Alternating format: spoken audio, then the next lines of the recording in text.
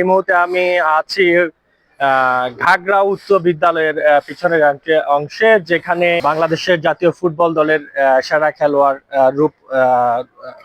ঋতুপর্ণা, মনিকা, রূপনা সহ অন্যান্য অনেক শিক্ষার্থী এখানে শিক্ষা গ্রহণ করেছেন। একই সাথে এই স্কুলটি থেকেই মনিকা, রূপনা, ঋতুপর্ণা, আনাই মগিনী, আনুচিং মগিনীর মতো অনেক ফুটবলার তৈরি হয়েছে। আমি সেই স্কুলের পিছনের অংশে এই মুহূর্তে দাঁড়িয়ে আছি। আসলে এই মুহূর্তে এই স্কুলের পেছনে দাঁড়িয়ে থাকার অন্যতম একটি কারণ হচ্ছে যে কয়েক ঘন্টার প্রবল বর্ষণেই ঘাগড়া স্কুলের এই এই ভবনগুলোতে পানি প্রবেশ করে যায়।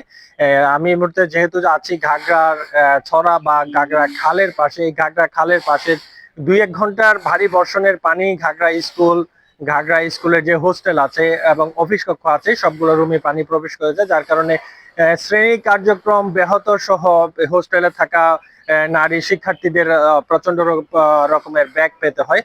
এই বিষয়ে আমি কথা বলেছিলাম উপজেলা নির্বাহী অফিসার কাজী আতিকুর রহমানের সাথে। তিনি যেমনটা জানিয়েছেন যে এই গত মাসেই যে প্রবল বর্ষণে ঘাগড়া স্কুলে পানি ওঠার বিষয়টি প্রথম তিনি জানতে পারেন। তারপর পরই ঊর্ধ্বতন কর্তৃপক্ষকে এই বিষয়টি অবহিত করেছেন জানিয়েছেন তিনি যেমনটা বলছিলেন যে আসলে ঘাগড়া খালে যে ঘাগড়া যেহেতু খাল বা ছড়া, এটি খুব একটি বড় নয় এবং 2017 সালের যে একটা বিশাল পাহাড়ি ঢল হয়েছে, তারপরেই সেখানে এই খালটি অনেকটা ভরাট হয়ে গেছে। তারপর থেকে অল্প বর্ষায় আসলে ঘাগড়া খালের আশেপাশে যেই ঘরগুলো আছে, স্কুলগুলো আছে, সেগুলোতে পানি উঠে যায়।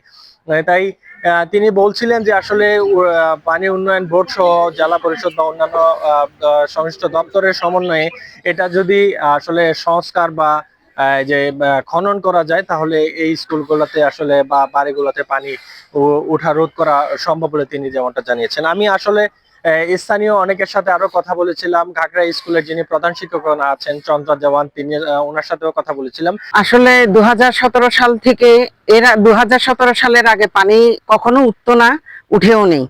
2017 সাল থেকেই শুরু পানি ওঠা।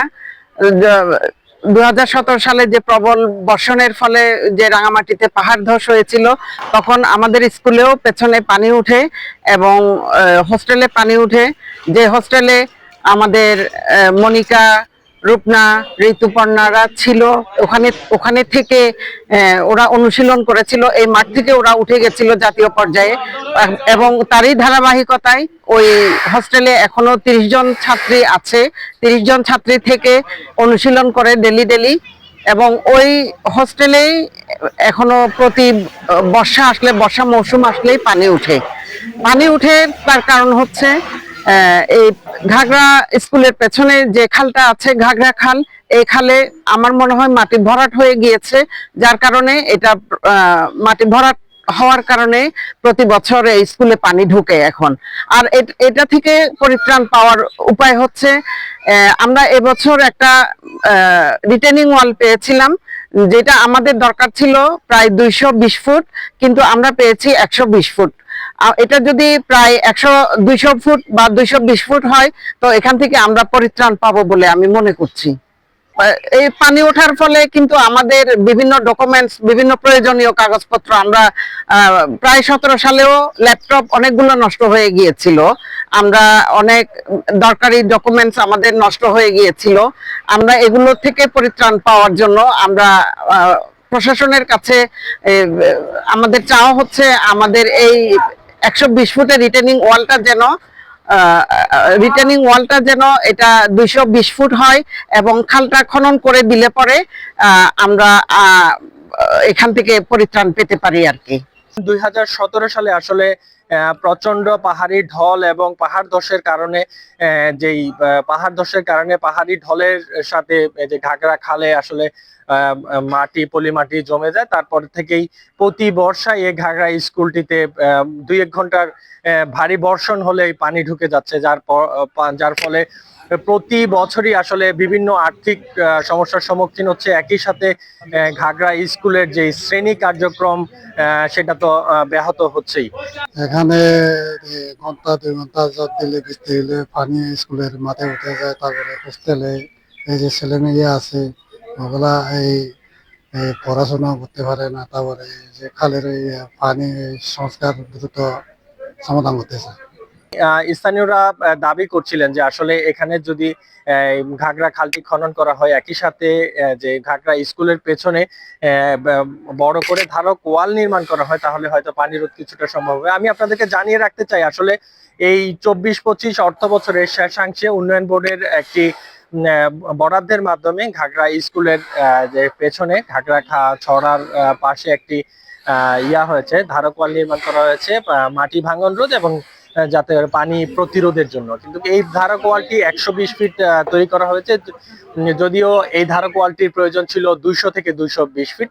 স্থানীয় বা প্রধান শিক্ষক যেমনটা বলছিলেন, যদি 220 ফিট ধারক ওয়ালটি নির্মাণ করা হতো, তাহলে এই যে এই বর্ষায় যে গতকাল হচ্ছে 11 জুন গতকাল যে পানিটি আর এখানে প্রবেশ করেছে, সে পানিটি হয়তো প্রবেশ না করতে পারতো। তাই স্থানীয়রা আসলে দাবি করছিলেন যে এই ঘাগড়া স্কুল সহ যেই ঘাগড়া ছড়ার আশপাশে যেই প্রাথমিক বাড়িগুলো আছে, এছাড়া ঘাগড়া বালিকা উচ্চ বিদ্যালয় আসলে এই ঘাগড়া ছড়ার পাশে হওয়াতে এই বালিকা উচ্চ বিদ্যালয়টিতে আসলে পানি প্রবেশ করে যায়।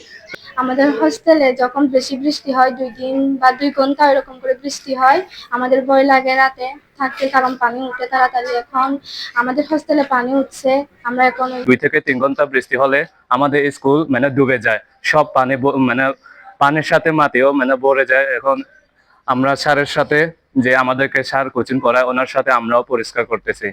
আমি সহকারী কমিশনার ভূমি, কাউখালী উপজেলা থেকে আমার ঊর্ধ্বতন কর্তৃপক্ষ ইউনো স্যারের নির্দেশ ক্রমে এখানে এসেছি।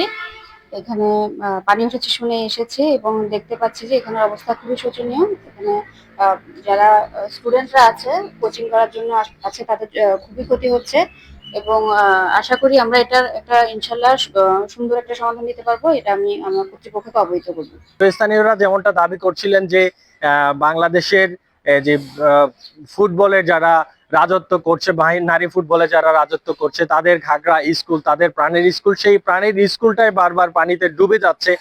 সেই পানিতে যাতে না ডুবে যায়, স্থায়ীভাবে যে স্কুলের একটা যাতে একটা সমাধান তৈরি হয়, এই যে ধারক ওয়াল সহ যেই পদ্ধতিটা অবলম্বন করলে আসলে স্কুলে পানি প্রবেশ করবে না, একই সাথে শ্রেণী কার্যক্রম ব্যাহত হবে না, স্কুলের আর্থিক ক্ষতির সম্মুখীন হবে না, সেই ব্যবস্থাগুলো গ্রহণের জন্য স্থানীয়রা দাবি করছিলেন। এই ছিল ঘাগড়া স্কুল এলাকা থেকে আমার কাছে সর্বশেষ।